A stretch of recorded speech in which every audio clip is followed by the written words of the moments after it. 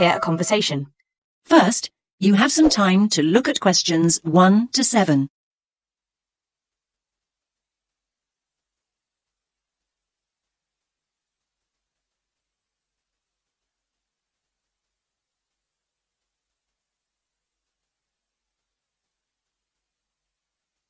Listen carefully to the first part of the conversation and answer questions 1 to 7.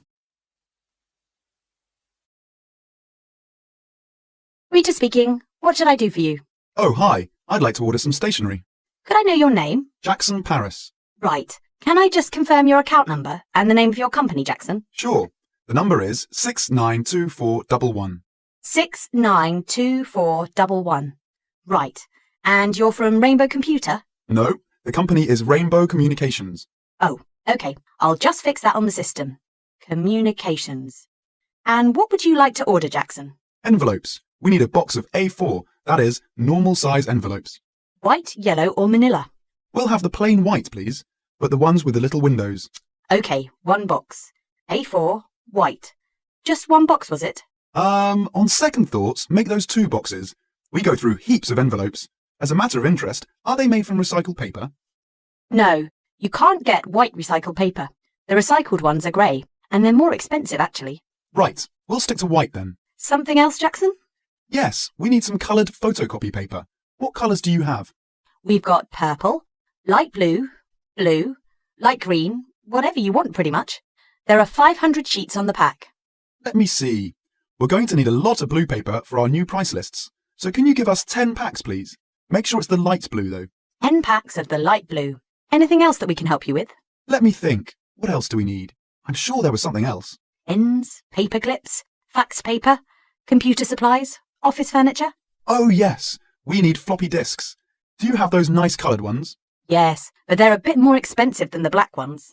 That's all right. I'm not paying anyway. Right, floppy disks. What about diaries next year? We've got them in stock already, and it's a good idea to order early. No, I think we're all right for diaries, but something we do need is one of those big wall calendars. You know, one that shows the whole year at a glance. Do you stock those? We certainly do. OK, can you include a wall calendar then, with the other stuff? Just make sure it's got the whole year on the one side. Sure. Now you have some time to look at questions 8 to 10.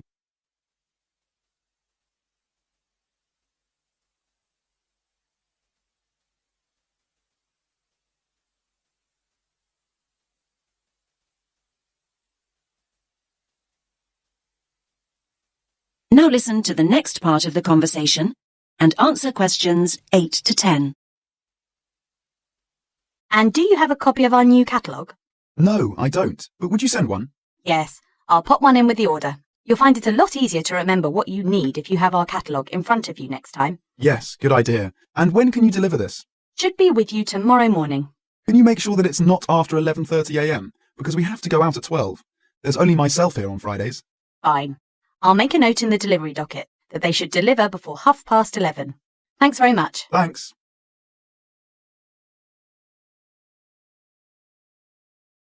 That is the end of part 1. You now have half a minute to check your answers.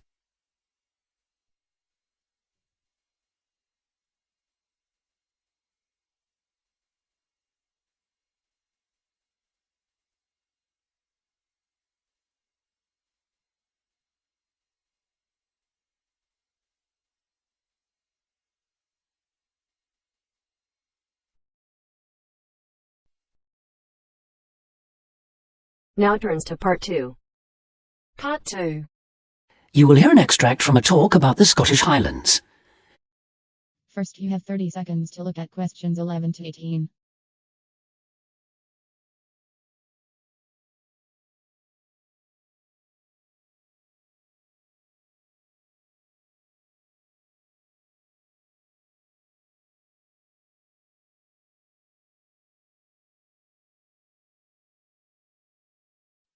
Today I have with me Moira Mackenzie, the author of several books in a well-known series of travel guides, and she'll be talking about what is probably the most fascinating wildlife area in Europe, the Scottish Highlands. Moira. Yes, that's right, and it's a wonderful place to visit with lots to do in an area that makes up over half of Scotland. Including the 790 islands that lie scattered around the coast, it covers 39,000 square kilometres. Getting there is easy. From here in Glasgow, a good starting point is Fort William on the west coast, with regular bus and rail services linking the two. I'd recommend the train, which takes 4 hours to get there. Alternatively, you can take the Highland Line, which takes the more easterly route up to Inverness. That, in fact, is a bit quicker, taking around 3.5 hours to cover the 280 kilometres from here. There are also two main options by road. You can take either the A9 up through Stirling and Perth and then on to Inverness, or else on the west there's the A82 which runs up to Fort William and then, if you want, on to Inverness. Now, a lot of people associate the Highlands with bitterly cold weather, but in fact the region has a generally mild climate as a result of being surrounded on 3 sides by sea, particularly the warm waters of the Atlantic. At sea level in the west, for instance, the temperature ranges on average from a minimum of 1 degree centigrade in January up to 18 in July, and you can actually see palm trees growing there. Obviously, though, the temperatures will be lower inland and on higher ground. You can expect it to rain a lot too, particularly in the west, where annually as much as 2,000 millimetres regularly falls, though this helps account for the rich variety of vegetation and wildlife. When you get there, you'll find there are plenty of reasonably priced places to stay.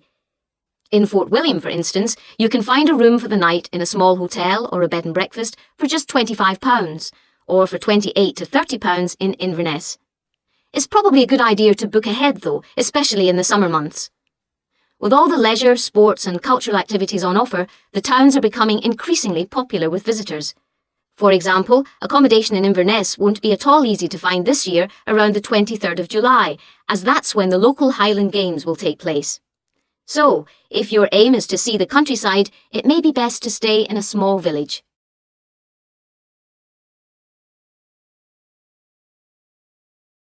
Now you have some time to look at questions 19 and 20.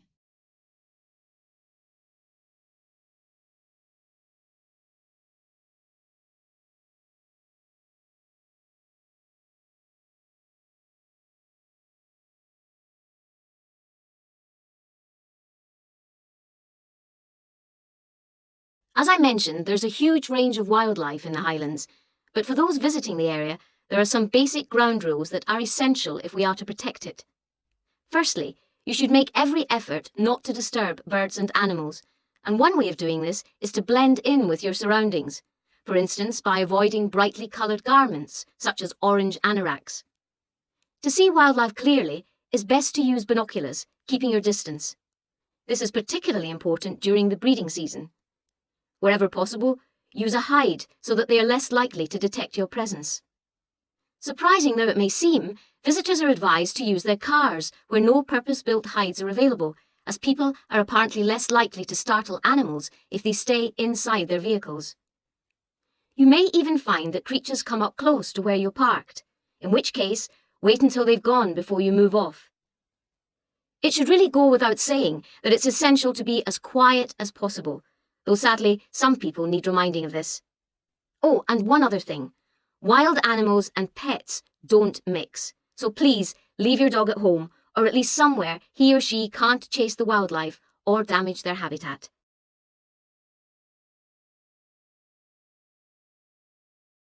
That is the end of part 2.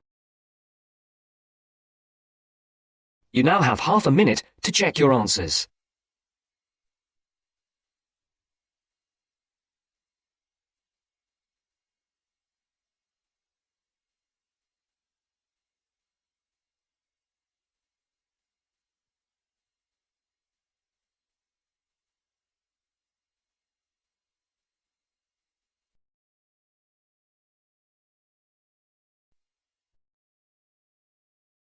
Now turns to part 3. Part 3. First, you have some time to look at questions 21 to 26.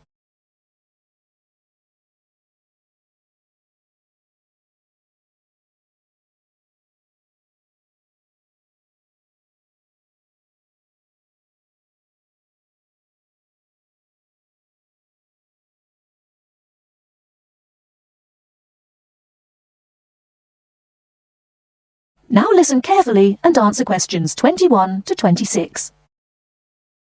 Hello, my name is Emiliano. I am a student here and I'd like to rent a house for 6 months. Okay, well, you've come to the right place. We specialise in short-term rental. First of all, I would like to get a few details from you. Can you give me your full name, please? Yes, it is Emiliano Nespla. And can you tell me your present address, please? Yes, it's 17 Middleway, Penrose. I'm living with a homestay family at the moment. That's great. Now, do you have any identification with you? Oh, and we will need a reference from someone who knows you here. Maybe your homestay family. Yes, okay. Here's my passport and a card from my language school. My referees can be Mrs. Alice Thompson. She's my homestay mother and she wouldn't mind, I'm sure. You can contact her at the same address as me, of course. Okay. If we need to contact you, should we leave a message with your homestay? No, you can speak to me directly. My cell phone number is 021 548 3534. Great. Now, do you have a bank account? You will need to pay your rent by direct debit. You know, it will come out of your account automatically every month. Okay, I don't have my bank account details with me now, but I can get them and bring them back later today. That's fine. Now, can you tell me what kind of house you are looking for? Do you want to rent by yourself? No, I'm looking for a 3-bedroom house. I want to rent with my 2 friends. I will bring them in to see you later today. Okay. And what areas are you interested in renting in? Well, here's a map. Can you see my school? I don't have a car, so I need to take some kind of public transport to school and I don't want to travel for more than 30 minutes each way. Do you think you have anything which is suitable? Yes, we do. Here is a list of available properties. I'll highlight the ones that could be of interest to you. Look at the map and go and have a look at the houses with your friends. Do you have a friend with a car? Yes, I do. Good. So go and look outside the houses. It will give you an idea of what the area is like. But remember, don't go into the garden or knock on the door. If you want to go in and have a look, let me know and we can arrange an appointment. Okay, can you give me an idea of price? Yes. If you look at the list, you can see the weekly rent written next to the house address. Oh yes, I can see it now. Do I need to pay anything else? Yes, you need to pay a deposit which you will get back when you move out, and you have to pay a non-refundable agent fee which is equivalent to 1 week's rent. You will have to pay your bills when they come in every month too, of course. Okay, well, thank you very much for your help. What time should I come back with my friends and my bank details? How about 2:30 this afternoon? That sounds good. Thank you for your help. I'll see you later. Thanks for coming in. Goodbye.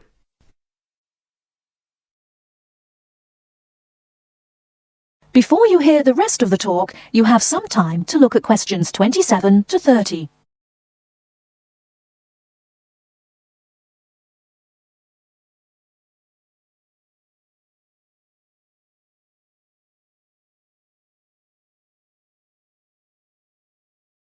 Now listen and answer questions 27 to 30.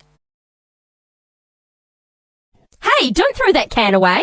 Why not? I finished with it. Yes, but you can recycle things like that. Oh, I haven't got time to recycle everything I throw away. That's a terrible attitude. Don't you care about... Hello, you two. Hi, John. What are you arguing about? Oh, Sam says he doesn't have time to recycle. What do you think? Well, I agree that it can be difficult sometimes. Do you always recycle everything then, Mary? Yes, I think everyone should. I mean, look at the state of the planet. If we don't all start making an effort now, it could be too late. Well, one of the reasons I don't recycle as often as I should is that I don't really know where to go. There are no recycling facilities near me. Well, I know I said I haven't got time, but actually there is a bottle bank near the supermarket just up the road. So I suppose there are limited local facilities. So you can do your recycling outside the supermarket? Yes, but like I said, only limited. It's only a bottle bank. Well, I don't have a car, so it's very difficult for me, but I still do it. Sometimes a friend comes over and we take our recycling together, but not very often. So if your facilities are limited, then mine are very limited. Well, I suppose if you go to all that trouble, I might make more of an effort. Good. If it was up to me, I'd encourage more people to recycle. How? Well, how about some kind of incentive? A reward for anyone who makes an effort to recycle? That's a good idea. But if you think everyone should recycle, then why not penalise those who don't recycle instead of giving something to people that do? If there was a fine for anyone caught throwing recyclable materials in the rubbish, people would take more notice. Well, now you're going too far. Do you really want anyone going through your rubbish just to check if you're following the rules? No, I don't think fines are a good idea. Well, I think we should be doing something. Anyway, I have to go. I've got my social science class next. See you later. Yeah, see you later. Bye. That is the end of part 3. You now have half a minute to check your answers.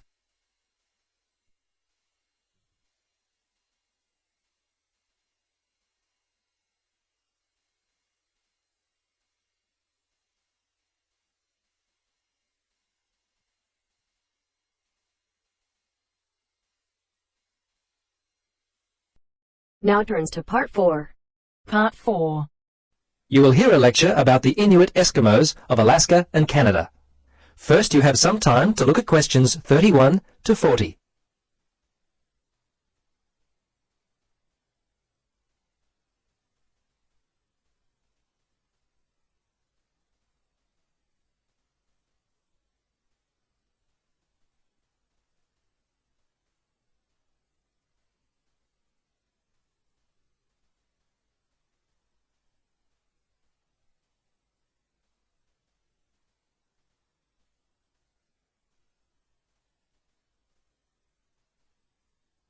Now listen and answer questions 31 to 40.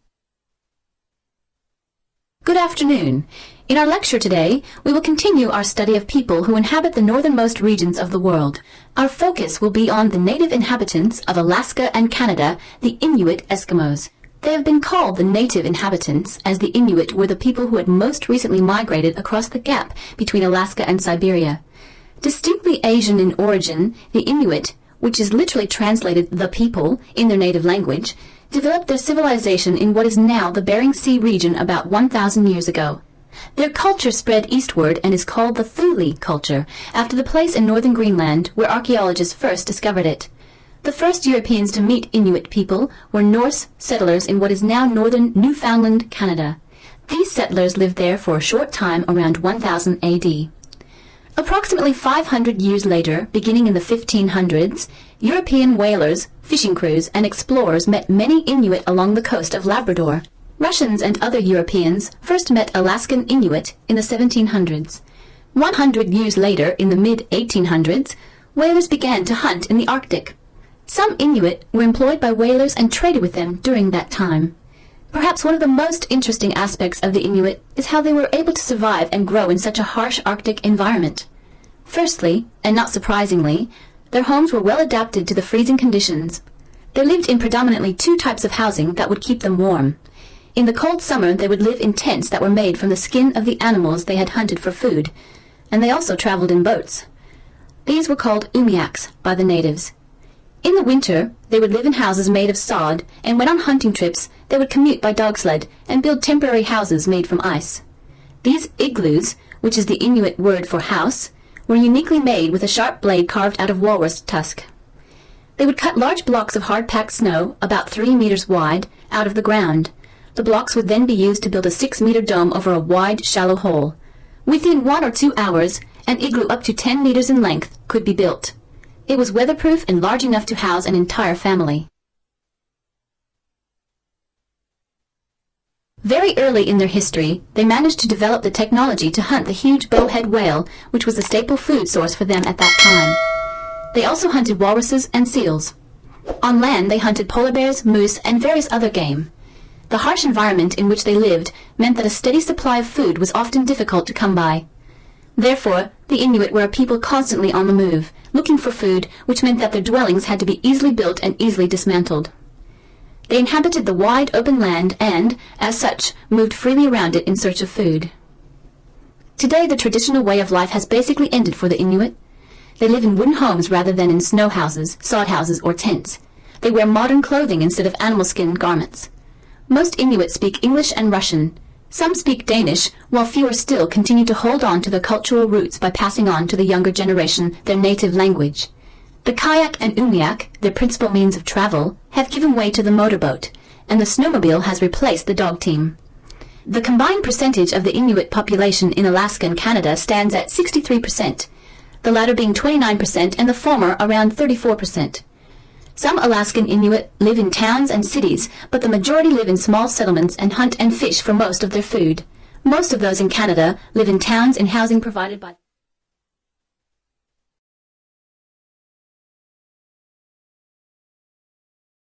Thanks for watching. Here are other 2 videos, you can watch them as well. And if you haven't yet subscribed my channel, please subscribe it and hit the bell icon for my upcoming videos, and share these all videos among your friends.